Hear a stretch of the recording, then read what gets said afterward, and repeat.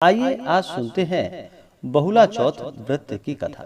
इसे बहुला चौथ या बहुला चतुर्थी के नाम से जाना जाता है। यह व्रत जो कि हर वर्ष भाद्रपद माह के कृष्ण पक्ष की चतुर्थी तिथि के दिन बहुला चौथ का व्रत किया जाता है। इस दिन विशेष प्रकार से गौ का पूजन किया जाता है, साथ में उसके बछड़े का पूजन किया जाता है। इस दिन भगवान श्री कृष्ण का पूजन किया जाता है और यह चतुर्थी तिथि का दिन होता है।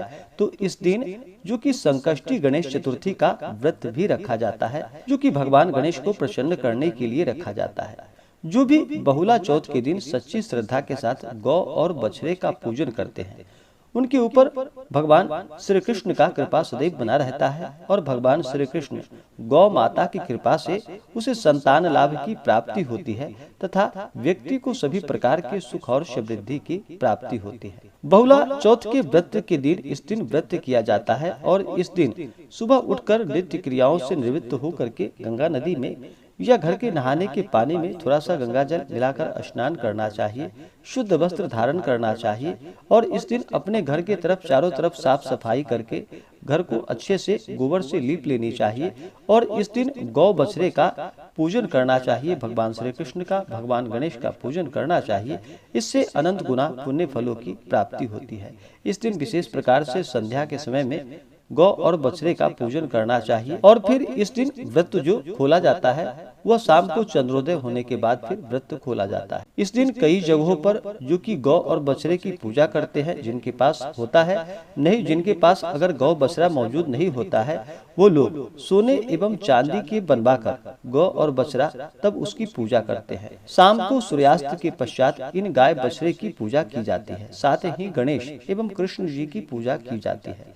कुछ लोग ज्वार एवं बाजरा से बनी हुई वस्तु का भोग चढ़ाते हैं, बाद में उसे ही प्रसाद के रूप में ग्रहण करते हैं। पूजा के बाद बहुला चौथ की कथा को शांति से सुननी चाहिए, इससे पुण्य फलों की प्राप्ति होती है। इस दिन बहुत से जगहों पर खुले आसमान में बैठ करके तब गौ और बछड़े के लिए भोजन तैयार किया जाता है और खुद अपने लिए भी। इस दिन शुद्ध और सात्विकता का पालन करते हुए गौ बछड़े का पूजन करना चाहिए। इस दिन तामसिक वस्तुओं का प्रयोग बिल्कुल भी नहीं करना चाहिए। बहुत से जगहों पर इस दिन उड़द दाल से बनने वाले बड़ा का सेवन भी किया जाता है। वहाँ उस दिन उड़द दाल से बना भोग ही लगता है। औरतें और इसे प्रसाद के रूप में ग्रहण करती है। इस दिन दूध और उनसे बनी चीजें जैसे चाय, कॉफी, दही, मिठाइयाँ खाना बिल्कुल भी मना होता है।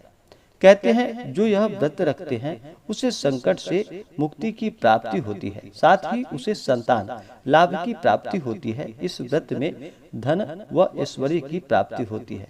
इस दिन अगर मिट्टी का गौ बछड़ा अगर बना रहे हैं तो फिर पूजन करने के बाद गौ और बछड़े के जोड़े को नदी या तालाब में विसर्जित कर दिया जाता है। तो आइए सुनते हैं बहुला चौथ व्रत की कथा। तो बोलिए प्रेम से गौ माता की जय, भगवान श्री कृष्ण की जय। पौराणिक कथा के अनुसार भगवान विष्णु जी जब श्री कृष्ण रूप में धरती पर अवतरित हुए थे, तब उनकी बाल लीलाएं सभी देवी देवताओं को भाती थी। गोपियों के साथ उनकी रास लीला हो या माखन चोरी कर खाना हो, इन सभी बातों से वे सबका मन मोह लेते थे। श्री कृष्ण जी लीलाओं को देखने के लिए कामधेनु जाति की गाय ने बहुला के रूप में नंद बाबा की गौशाला में प्रवेश किया। श्री कृष्ण जी को यह गाय बहुत ही पसंद आई। वे हमेशा उसके साथ ही समय बिताते थे। बहुला का एक बछड़ा भी था। जब बहुला चरने के लिए जाती थी तब वो उसको बहुत याद करता था। एक बार की बात है, जब बहुला जंगल में चरने के लिए गई तो भगवान श्री कृष्ण ने बहुला की परीक्षा लेनी चाहिए और फिर वह बहुला जंगल में चरते चरते बहुत आगे तक निकल गई और एक शेर के पास पहुंच गई। शेर ने उसे देखा तो वह बहुत खुश हुआ और अपना शिकार बनाने की सोचने लगा। बहुला डर गई और उसे अपने बछड़े का ख्याल आ रहा था। जैसे ही शेर उसकी आंखों के आगे बढ़ा तो बहुला ने उससे कहा कि उसे वह अभी न खाए, घर में उसका बछड़ा बड़ा ही भूखा है, उसे दूध पिलाकर वो वापस आ जाएगी, तब मुझे तुम अपना शिकार बना लेना। शेर ने जब यह सुना तो वह हंसने लगा और कहने लगा कि मैं कैसे तुम्हारी इस बात पर विश्वास कर लूं। तब बहुला ने उसे विश्वास दिलाया और कसम खाई कि वह जरूर आएगी। बहुला वापस गौशाला में जाकर बछड़े को दूध पिलाती है और बहुत प्यार करती है और फिर उसे वहाँ छोड़कर वापस जंगल में शेर के पास आ जाती है। शेर उसे देखकर हैरान हो जाता है। दरअसल ये शेर और कोई नहीं, शेर के रूप में भगवान श्री कृष्ण ही होते हैं, जो कि बहुला की परीक्षा लेने के लिए आते हैं। कृष्ण अपने वास्तविक रूप में आ जाते हैं और बहुला को कहते हैं कि मैं तुमसे बहुत ही प्रसन्न हुआ, तुम परीक्षा में सफल रही।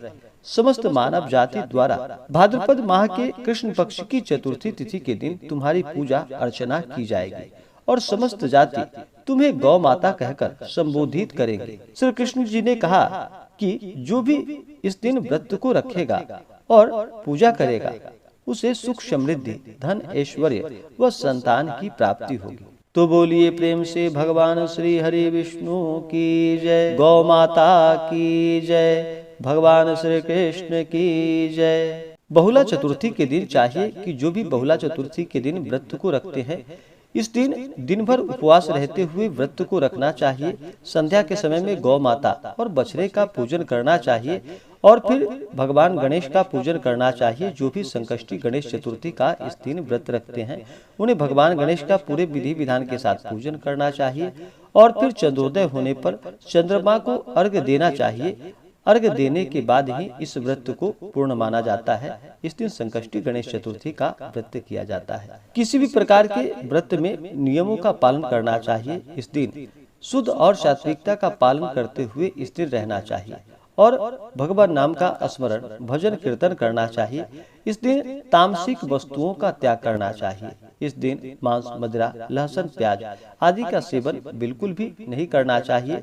व्रत वाले दिन किसी के ऊपर क्रोध नहीं करनी चाहिए। अपने मन में किसी के प्रति ईर्ष्या या द्वेष का भाव नहीं लाना चाहिए। ब्रह्मचर्य का पालन करते हुए, शुद्ध और सात्विकता का पालन करते हुए, धर्म का आचरण करते हुए इस दिन रहना चाहिए और पूरे विधि विधान के साथ भगवान का पूजन करना चाहिए, गौ माता का पूजन करना चाहिए, व्रत कथा आदि को श्रवण करनी चाहिए, आरती करनी चाहिए। इससे अनंत गुना पुण्य फलों की प्राप्ति होती है। ऐसे ही ज्ञानवर्धक जानकारियाँ प्राप्त करने के लिए हमारे इस चैनल पे अगर आप नए हैं तो चैनल को लाल बटन दबा करके सब्सक्राइब करें, साथ में बेल आइकन घंटी को दबाएं ताकि मेरे वीडियो का नोटिफिकेशन आपको समय से मिलता रहे।